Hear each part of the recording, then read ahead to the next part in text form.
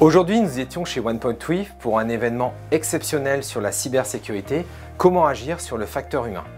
Cette conférence nous a permis de faire intervenir notre réseau de clients, fournisseurs et éditeurs afin de trouver des solutions innovantes sur la cybersécurité. On le sait, on peut mettre des très bons outils et protéger théoriquement très bien sa machine, mais en fait 90% des attaques sont liées au facteur humain. On parle beaucoup d'approche design, donc qui nous permettent de penser utilisateur et d'appliquer ces principes-là à la cybersécurité. C'est vraiment très intéressant. Et ce qu'on partageait ce matin, c'était des bonnes pratiques et des convictions en matière de sensibilisation. Pour nous, la sensibilisation, c'est un sujet de temps long et qu'il faut être à l'aise avec ça. Aussi qu'il faut plutôt réfléchir stratégie que moyen. C'est un écueil en général, de penser d'abord à ce qu'on va mettre en œuvre avant de réfléchir pourquoi et auprès de qui.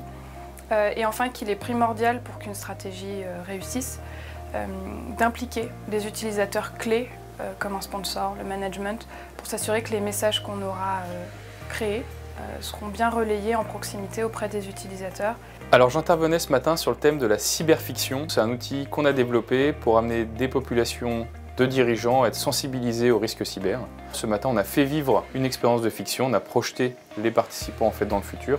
Quand on s'occupe du facteur humain, une des choses les plus difficiles, c'est d'engager les personnes. On a des populations qui pensent tout savoir sur la cybersécurité et au final, ce n'est pas leur enjeu, alors qu'ils ont un rôle crucial à jouer dans la détection et la prévention des attaques. Donc, grâce à un jeu, on vous met dans la peau d'une sorte de contre-espion, un ancien hacker qui est devenu éthique, et en attrapant le hacker, vous allez progressivement récolter les indices qui sont le contenu pédagogique.